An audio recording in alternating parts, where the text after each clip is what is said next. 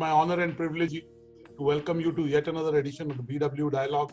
Today we have two entrepreneurs who've turned authors.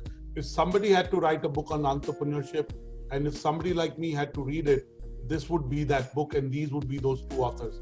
They themselves know a bit about building companies, and when you read the book, it is real, deep, and has examples from their journeys. So let me welcome the authors of Pony to Unicorn, Mr. Sanjeev Agarwal and T.N. Hari, to this BW Dialogue. Thank you, Sanjeev and Hari, for talking to Business World.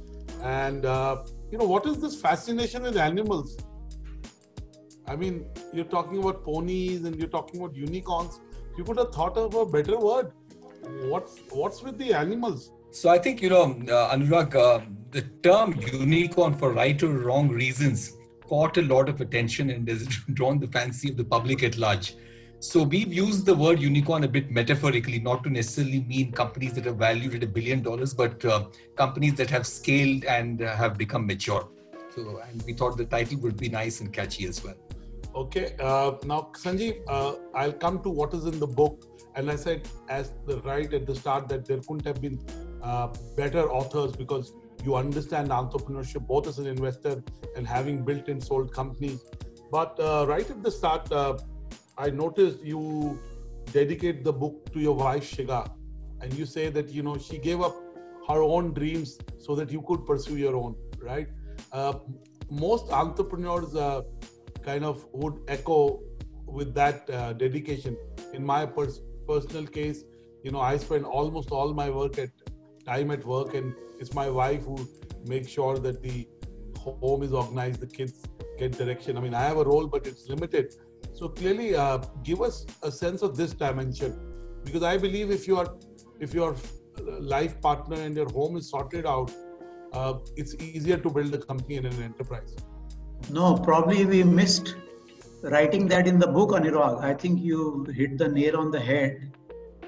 And actually, my wife, Shikha, is as well educated as I am or anybody else is. And she is way smarter than I am. So if she were to be pursuing a corporate career, she would have reached places. And when our children came our way, she was working in the tech sector.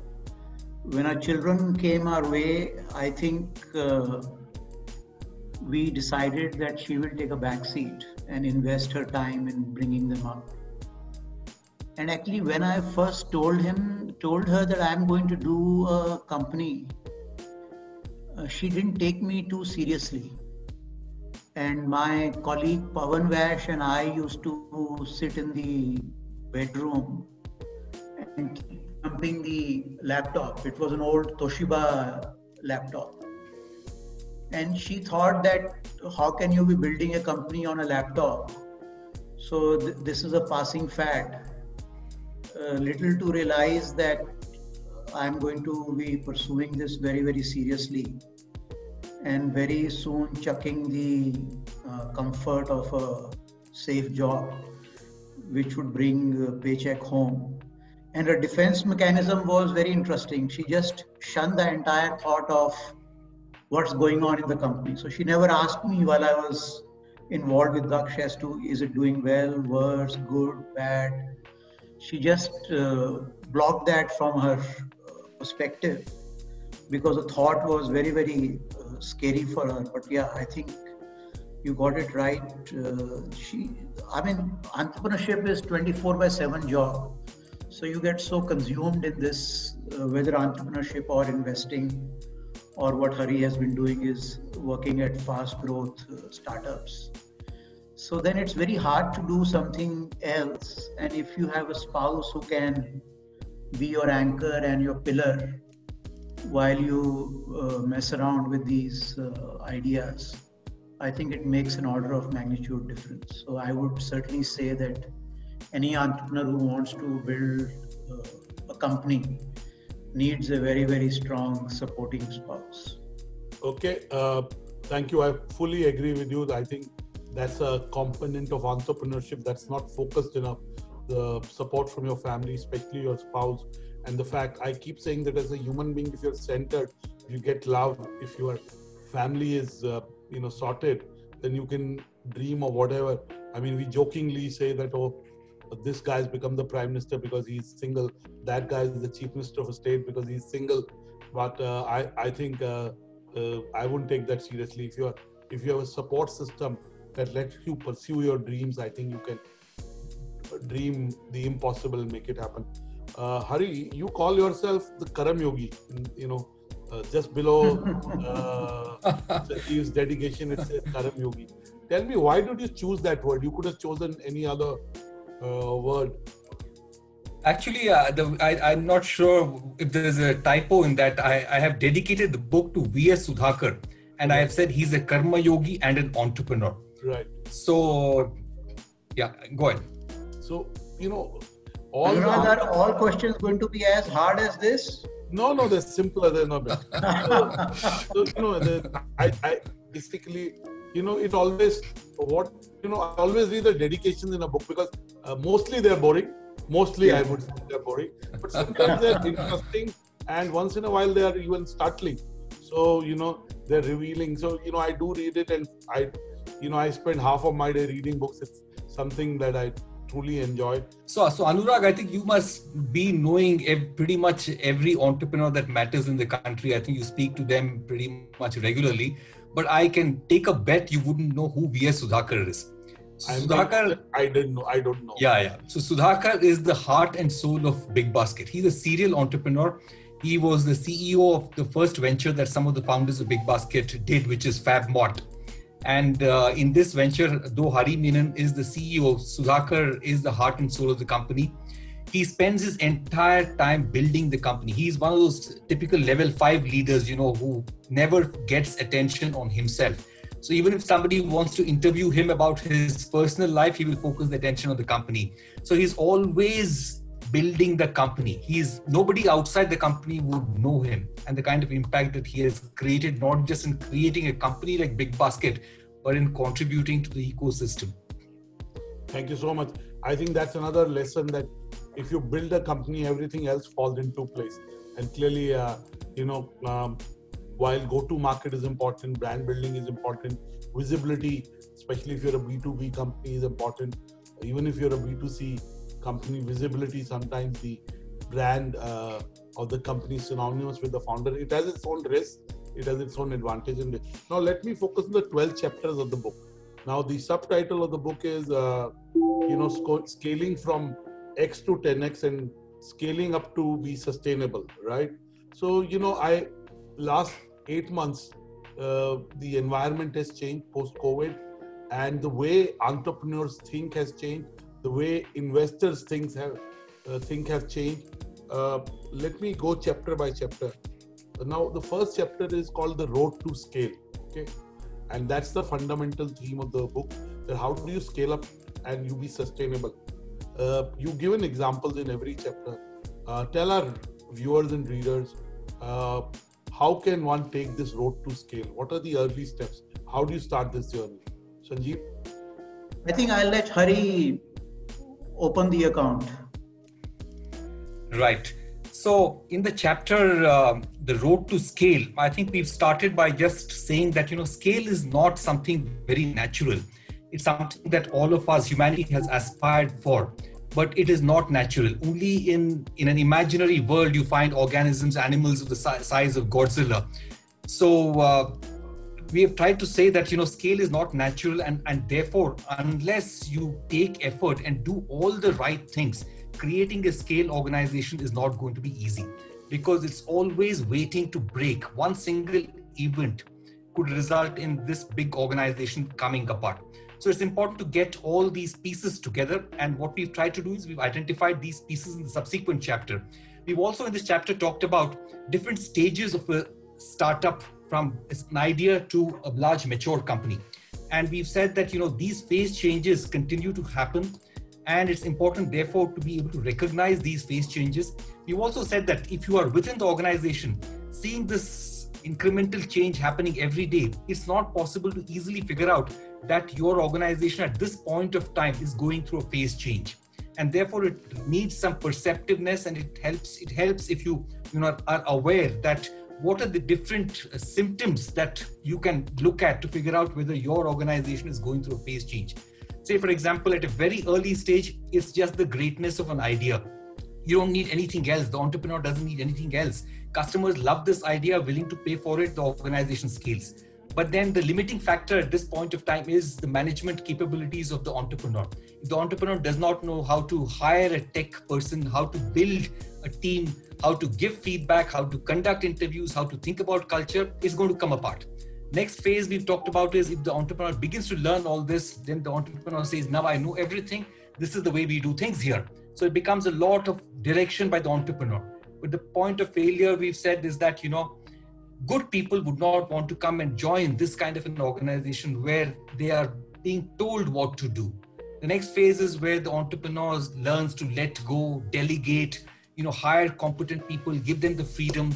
Next phase we've talked of is as you hire people laterally from different organizations, you have multiple subcultures, they come in with different ideas, different beliefs on what constitutes success. And then the next phase is how do you create one single company out of these different multiple companies? And finally, how do you do it without creating bureaucracy in the process? How do you keep it still agile? How do you keep it still innovative? So all these things we've introduced in the first chapter, and we've also introduced the subsequent chapters in the first chapter. Yeah, the second chapter, Sanjeev, is called A Playbook for Scale. Take our viewers and readers through what is the playbook for scale.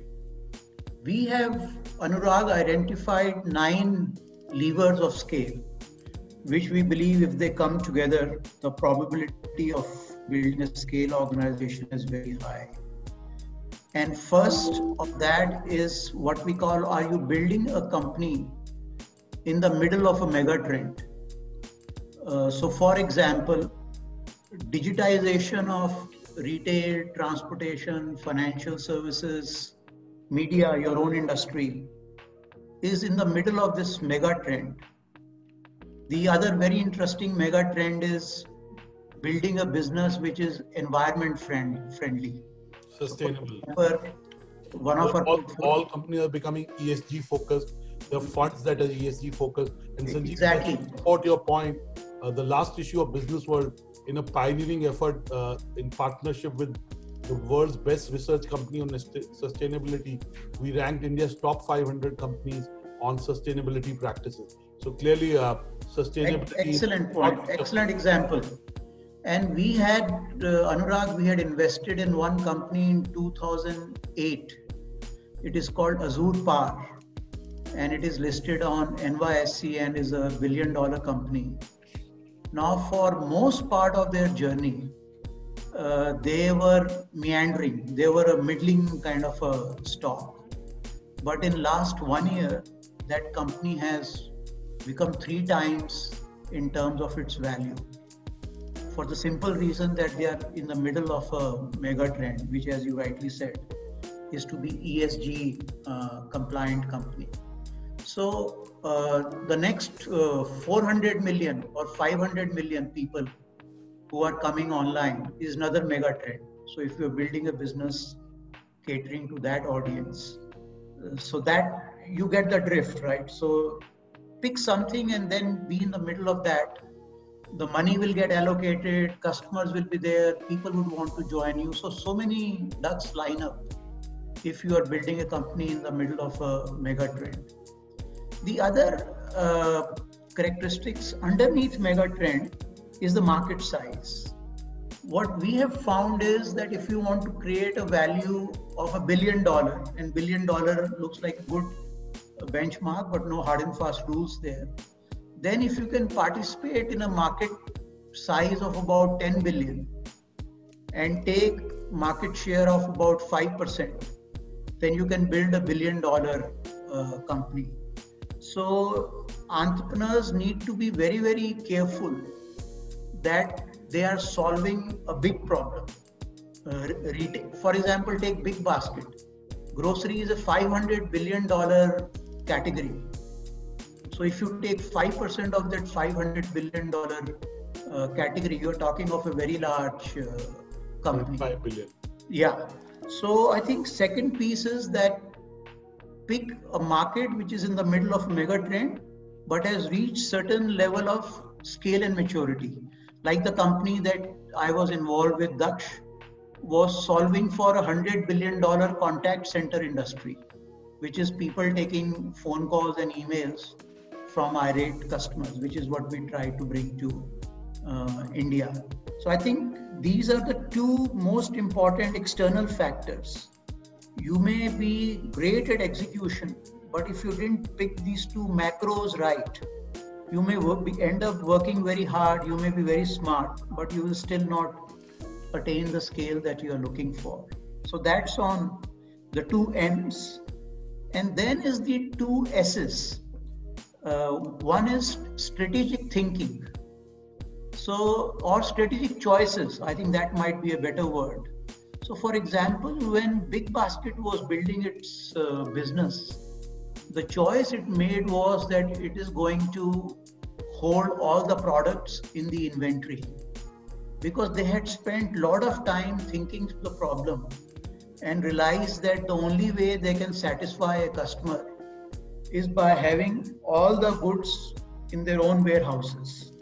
While there were a lot of competing companies like Grofers, who were basically in a marketplace model. So their model was that they will pick up from a store and deliver it to a consumer. And then you have so many variables going out of your control.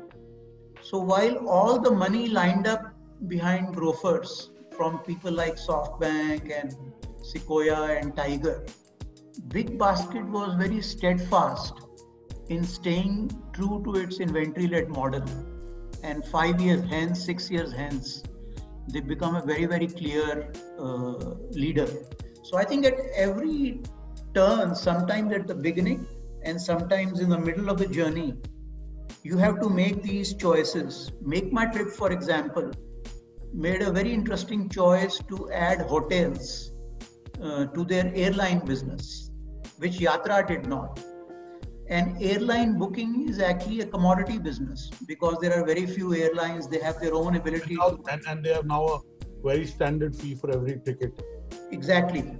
While if you can give hotel a consumer that they can't find on their own, that for them is very valuable, especially for a small hotel.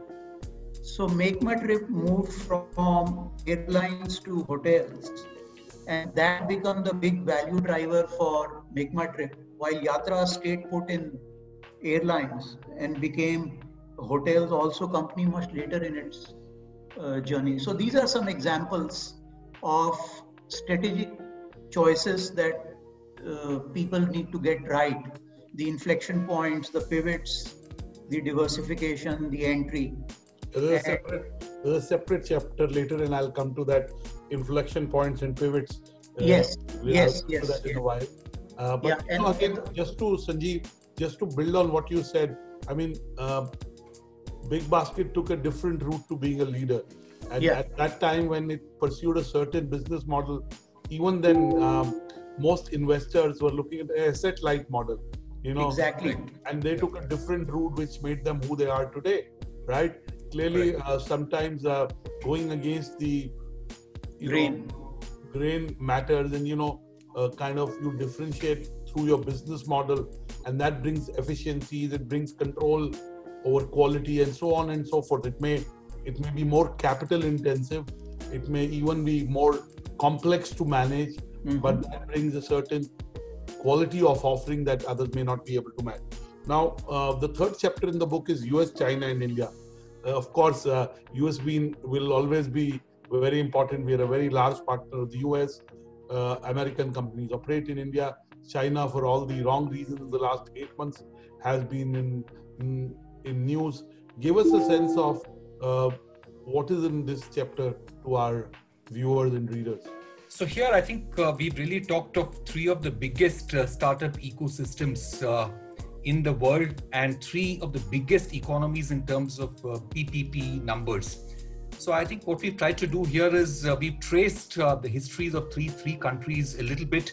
We've talked of how America became the undisputed, innovations country in the world, how they began creating company after company, waves of companies. In every era, they had leaders that dominated the world.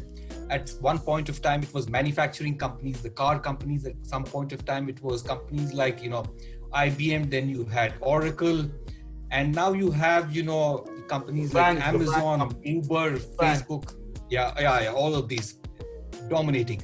And we've also talked a little bit about, what led to that. Why did America become that what it is?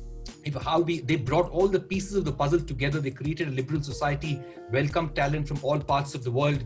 Then we moved to China a little bit and talked about how China, despite, all the problems that it has, where the society is not liberal, but in terms of scaling, I think they've shocked the world.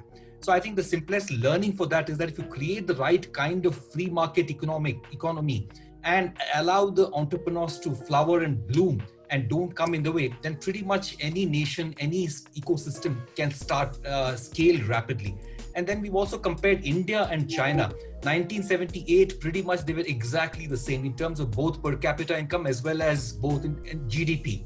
But fast forward to 2018 and China is almost 5 times that of India. China went down the path of one-child norm very quickly in 78. India went down the path of coalition governments. The Janata Party we found decision-making so very difficult. We would take 2 steps forward and sometimes 1 step and sometimes 3 steps backwards. The big turning point in India's journey, of course, was 1991. And I think in many ways that changed, at least for the next 10 years. Things were beginning to look up, but again, the complexities of a multi-polity, layered society again began coming in the way of rapid growth. But 1991, I think, was a big turning point. We've also talked of 2000, Y2K being a good turning point in terms of creating these first generation entrepreneurs like Narayan Murthy, Nandan Nilekani, Azim Premji. They created multi-billion-dollar companies riding on the mega trend of outsourcing from a high labor cost market like the US or Europe to India. But they continue to solve Western problems. How in 2008, with the starting of Flipkart, I think Indian entrepreneurs began solving India's problems. They began, a whole big ecosystem came together. You had very, very ambitious entrepreneurs. You had bold investors. You had Tiger. You had all investors who thought, India is the next big story after China. So I think the entire thesis, from 2008 of all the global capital was that India is the place to be in. So I think how that led to the complete, entrepreneurship itself became cool. Sachin and Binny Bansal, I think, motivated and inspired hundreds, if not thousands of other entrepreneurs. In colleges, people are doing startups. So we talked of that a little bit, and we've also talked of, some of the other challenges in India in terms of, land acquisition and some of the other challenges that are likely to continue to be there. And therefore, how in some ways all this friction on the ground is more conducive to Indian entrepreneurs understanding this ecosystem better. So we've talked of all of that in that chapter. Anurag, one point to add here that unlike US or China, India really has 3 startup ecosystems happening concurrently. One, the big foreigners like Uber and Amazon are pitching the tent in India because they've been denied entry in China. 2, there are entrepreneurs like Hari said, in companies like Flipkart, who are building companies through venture capital backed capital. And 3, there are these Indian conglomerates like Tata's and Reliance, who are also wanting to take a bite of this digital India that is beginning to emerge. So I think nowhere in the world the competition is so fierce as it is in the Indian market, because in China they have their own protection, and US was largely a preserve of entrepreneurial tech ecosystem. There were hardly any traditional businesses participating in that digital economy, which is not the case in India. So I think we have one of the most complete ecosystems anywhere in the world. And Sanjeev, I always say India is an and market, because you have and, it's not or. Yeah. It's not, you take like the mobile phone category. The basic phones their sales numbers are growing. The high-end phone numbers are growing. Now you take OTT as a category. You have SVOD, which is subscription-based services like Netflix, they're growing. And then there are advertising-led OTT models that are growing. So India is a unique country, you're right. There's immense competition and there is a customer for every kind of product offering. Mm-hmm. So that's what my point of view. Now, you talk about Hari, you talk about organization DNA. You talk about the founder's journey. But the chapter that I want to talk about is the alternate to going big cannot be going home. Going home. You know, of course, I have some friends of mine who have this. And I remember Vijay Shekhar Sharma telling me that, you know, when he started, he put this at his desk, either be big or go home, right? So the title is very interesting and it gets you intrigued and you want to read this chapter very fast, especially if you're an entrepreneur. So give us a sense of what's in this chapter and what are you trying to say through this headline? What we're trying to say is that there is place for ambition and an aspiration to building large companies. And some entrepreneurs have an ambition, which may not be a big ambition, of building niche companies in a very niche space. They may not be operating as part of a mega trend or in a very large market. And this applies for, the non-profit side also. That example is so powerful. You can have an, individual who wants to pick up 2 or 3 schools in 2 or 3 villages and ensure that 100 children studying there get better educated every year. But that may not be enough for some other entrepreneur who might want to adopt 1 million schools and use technology, and that leads to better education for children. So I think both these ideas are great. There's no need to make fun of either. I think in the .com era, I think there was this concept of network effect and the fact that, should really aim big, try and change consumer behavior with excessive capital, even if you're not sure whether the behavior change is possible or whether the network effect is real in your particular space. As long as, investors are willing to fund you, let's go and aim for that. So sustainability, unit economics, whether you're solving a real problem with the product market fit, all of them took secondary space. Customer centricity also went for a toss in some of these companies because of arrogance. They had so much of capital that they didn't really care for customer experience or whether the customer really wants something. And even a Vijay Shekhar Sharma, I think, resurrected the phrase in India at the height of demonetization. And that was when Paytm really grew. But very quickly, we realized that the foundation for moving money had already been built by the government, by National Payments Corporation of India, by the likes of Nandan Nilekani. All the foundation has been laid already. And it just required other companies like PhonePe, Google Pay to also ride on the same platform and move money equally quickly. So what was Paytm really doing? So very quickly, I think Vijay Shekhar Sharma buried that phrase. So it didn't really last for long. So the point that we are trying to make is that, try and build a business that suits your personality. If you're very ambitious, if you want to aim for a large market, if you want to change consumer behavior, if you can find like-minded investors, no harm, nothing wrong at all. It's great. But don't deride those who are trying to build sustainable businesses, because the world needs a lot of these sustainable businesses as well. Absolutely. Now, you also talk about, Sanjeev, let me direct this to you, capitalization and value. And valuations. Now, clearly last 8 months has still seen a lot of money coming into India, whether it's edutech, whether it's e-commerce, whether it's media and entertainment. Deals have continued to happen. Give us a sense of what do you have to say in this chapter called capitalization and value? I think the chapter starts with a very good quote from Deep Kalra, that don't lose sleep over valuation, lose sleep over value. So let valuation be an outcome of probably 3 things: a very large problem which is being solved, a company that is extremely customer centric, which means a very high net promoter score, and company that has good gross margins. It may not be very profitable at the EBITDA level, but should have strong gross margin, because that connotes that the business model is sound. So what we are saying is that if you do these things right, then the capitalization and valuation will follow in due course of time. And in the markets which are winner take it all markets, you want to be ahead on the capitalization curve. A classic example that we pick in the book is Ola versus taxi for sure.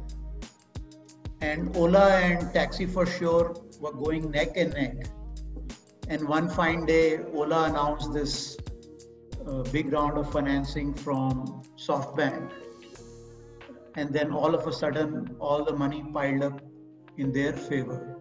And there was no option but for Taxi for Sure to merge with Ola. So I think when your market is large and you have a founder who has big ambition, then you want to make sure that you are capitalizing very quickly and getting big fast if you are in a mega trend, mega market kind of a business. But if you are in a boutique business, I think then focused on unit economics, going at things in a very, very steady way is a better route to take. So I think you fall in either of the two, and that determines your choice of capitalization. So you have a chapter on human capital, you have a chapter on inflection points and pivots. I'd like to focus on, give us some examples of inflection points and pivots, especially the last 8-9 months have made a lot of companies pivot, some out of choice, some out of opportunity, and some out of compulsion. So give us a sense of what is in this chapter. What this chapter actually, Anurag, is a derivative of the point that we made earlier, which is making the right strategic choices. So to give you an example, we invested in one company called United Legs. They are a legal processing outsourcer. And for the longest period in time, they were trying to do contracts outsourcing. When companies get into a contract with each other for buying and selling, that entire agreement drafting work was being brought to India. And what they realized was that the entire decision-making process was extremely diffused, in that every business unit was taking its own decision. And therefore, if you're trying to crack a Fortune 500 company, you had to sell concurrently to many, many stakeholders. Then they discovered that there is another legal process, which is litigation, which is very centralized at the level of general counsel. And they pivoted to litigation and became a scale company and had a very good outcome. We got a very good exit. So I think that's one example of inflection point. Second example comes from BigBasket, which is that they started out as a planned grocery purchase company. So you would, every week, you would collect your grocery needs and then you will order them and they reach you in a given amount of time. But they also realized that there was as much pent-up demand for daily grocery, like my bread, eggs, etc.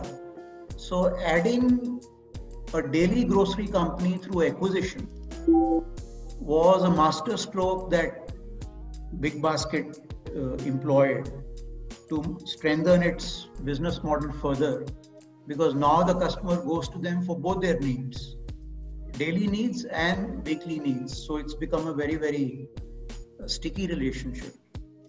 Another example would be the company that I was involved with, Daksh. When we started, we were providing email-based customer service, because that was the year 2000. And a lot of these companies like Amazon, Yahoo, eBay didn't have a very good service center. They had a lot of technology, but they didn't have people manning a service center. So if you had a query, that query would go unanswered and create a poor customer experience. So that's the process we brought to India.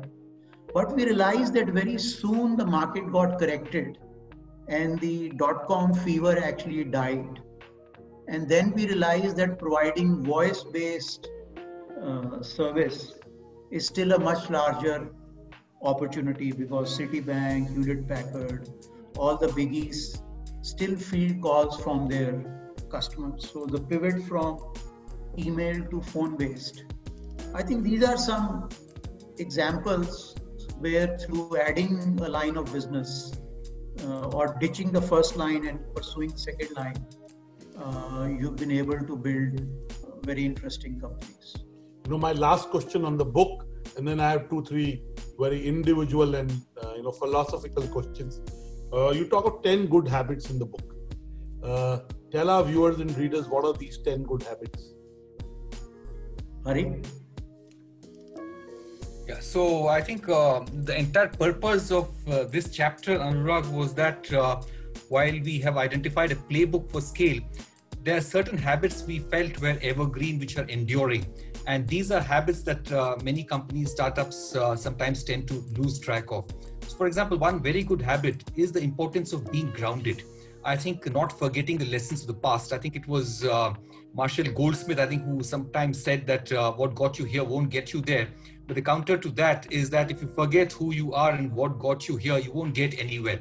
So we've said that, companies that are able to scale and scale well also demonstrate many of these good habits. And one habit we talked of is, for example, being grounded. While it's important to dream, while it's important to think of flying, it's also important to realize that the lessons learned of the past are important and therefore evaluate them against those and then stay grounded. We've also talked of frugality, for example, as a good habit.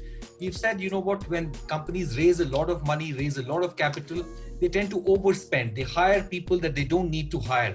They begin indulging in practices they shouldn't be indulging in. They spend money on customer acquisition. They forget the importance of customer centricity and figuring out what does the customer really want. So frugality is an important one. We've also talked of it's important to develop good habits in good times and not necessarily wait for the bad times to hit you to be able to discover some of those good habits. We've also realized that smart companies don't spend unnecessary time in activity traps, which is that, show everyone, show the whole world, show the investors, show the, media how busy you are, what things you are doing. If something is not important to do, don't do it. So don't do something just to look busy. And this applies for individuals, it applies to leaders in companies, yes, and it applies to startups. I agree. I keep saying that activity doesn't mean progress. So we've talked about a bunch of these, which is the importance of not losing, for example, touch with reality. So you can, rise in the layers of management, but you shouldn't lose the ability to be hands-on if the situation calls for it. For example, I can still process payroll for my company if it comes to that. So it's just that I don't do it because it's not required to do it. But I think you should never lose touch of reality. You should remember, hiring the right kind of people with values is very important. We talked of some of these good habits which are enduring, time-tested, and which are important for scaling seamlessly without the wheels coming off. Thank you so much, Sanjeev and Hari, for talking to BW Business World. Those who have missed the conversation, you can watch it on the YouTube channel of Business World, or can read it in the next issue of Business World magazine, or on the bwdisrupt.com and businessworld.insight. I think we've given our readers and viewers enough for them to be interested in buying the book. But when I was reading the book, I couldn't resist thinking of another book I read on scaling up fast, which was written by Reid Hoffman. And there were some commonalities. Of course, the examples were very different. I would even say the scale was very different. But his book it was called Blitzscaling. Yeah, was the other book that came to my mind. So at this point, let me ask you that, give us your top 3 books. I want 3 from Sanjeev and 3 from Hari in the business and entrepreneurship genre that apart from your book, the readers may read. Of course, I'd strongly recommend that our viewers and readers read your book, but beyond that, give us 3 books that you think the readers can benefit from. In entrepreneurship? Yeah, in the entrepreneurship ecosystem. I saw a book, on Rafa Nadal. Rafa is the biography that you can always learn from sport. I remember, I get too many invites to events, and I'd love to go to all of them, but it is not possible. But I remember when India Value Fund was rebranding itself as called True. Now they call True North, right? Yes. Charles Nevertia's fund is called True North, and he came to invite me in Delhi, so I felt a need to go. That he took a special effort, and I thought it was just courteous. And then he gave me the invite, and I saw Andrea Agassi is coming. Yeah, that's right. So I feel especially, I remember I was 10 or 15 minutes late because my flight was late, but he kept a good space for me because I read this book called Open, which my cousin brother who used to work with me after 1 week took it away. So of course, sports people are sports people. I think they can't give excuses about a performance, either you do well or you don't. No reasons work. But you're giving me some names. Yeah, my top book would be The Hard Thing About Hard Things. But I've read it multiple times. And I've recommended that book. I like 0 to 1 as well. Fantastic. And one from Indian author. These both are, that was written by Horowitz, right? Yes, Ben Horowitz. Art Things written by Horowitz, and of course this is Peter Thiel. But give us an Indian author. I've read a lot of books, but purely in terms of entrepreneurship, I have not frankly found many. Many of them were stories about other companies. Even the book I have written, my last one was saying no to Jugaad. It was about Big Basket. Yes. I have, for example, one here, How I Almost Blew Everything. That's a book about stories of multiple companies. But I'm yet to really look at a book which talks of a set of concepts or about building a company. I'm not sure I've really seen that kind of book. Sanjeev, I have one book which I would recommend all your viewers to buy. It's called How Will You Measure Your Life? Yes. It is written by Clayton Christensen. Who passed away a few years back. Harvard Business School. Yes. And this is not a book on entrepreneurship, but this is a book on life. I love this book. So I read it. As I said, I spend half of my day reading books. It's also part of my job, so it's okay. My shareholders should be happy that I do spend time on things. One book I loved, Anurag, was, I don't think it has received the attention it should, which is Atul Jalan's book, Where Will Man Take Us? So that book, is as good as Kurzweil and Noel Harari put together.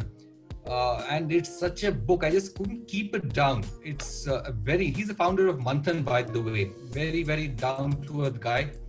Very well-written book. It's strongly recommended. You gave me a book that I haven't read. And I promise you in the next 1 week, I would have got the book and read it. I have got a new book to read today, which is interesting, which I can't mention on the thing for various reasons, but I'll tell you privately what I'm reading. But I want to let you go by asking questions. First to Sanjeev and then to you, Hari. Sanjeev, a lot has changed in the last 9 months. In your assessment of what has changed in the last 9 months, what are the trends that are manifesting, and what do entrepreneurs need to do to be able to thrive in this new normal or new abnormal, whatever you want to call it? I think one trend, which is an obvious one, is that digitization has had a huge acceleration. We had a portfolio company called PubMatic, which is in advertising technology, that we were investors from 2008. And they had difficulties for almost a decade. And last week, they listed on NASDAQ with $1 billion valuation. So I think there are... And the company is called PubMatic. PubMatic, PUBMATIC. And who's the founder? Founder is a gentleman called Raj Goyal and Amar Goyal. And they are part in Pune and part in the Bay Area. So it's an enterprise software company, right, which helps publishers optimize their yield from their web pages. Right. So I think fundamentally the entire tech sector has gotten re-rated through these very strong tailwinds. I think the big change is that now what is coming next, nobody knows. So the ability to be very flexible and nimble and not be very rigid about your plans, I think has become the new imperative, because you will see so many resets so quickly. So COVID is just a reminder of that, and we don't know coming next. So you have to be working while you should have a long-term vision, but your planning cycle needs to become a lot more shorter and compressed. So agility. Yeah. Take decisions on a, much faster and more often than you ever did. Exactly. So I would say those are the two things that come to my mind. Hari, what are your top 2-3 things in terms of what the environment has changed and what should entrepreneurs do to deal with this new environment? So at a very high level, some mega trends I think are clearly taking shape. I think Sanjeev identified one. You talked of an example of Pubmatic. Entire edtech space, I think, is going to see a big boost. So you will have some more unicorns in the edtech space, many more actually. And even education, for example, the brick and mortar universities, I'm not sure how long this model will sustain. It's a very expensive model, creating these buildings, getting these grants, and then getting students under one roof. It's a very expensive affair. So I think the pandemic in some ways has also proved that online education is reasonably effective. It may not be as effective as face-to-face, but it's 90% there. So students need not spend 12 months on campus or 10 months on campus. Maybe 2-3 months are sufficient. So I think that's something that we're not sure about, but I suspect will change. And I think uncertainty always calls for a new set of, leadership styles or being able to do things slightly differently. And every crisis has demonstrated this, which is that character is far more important than intellect.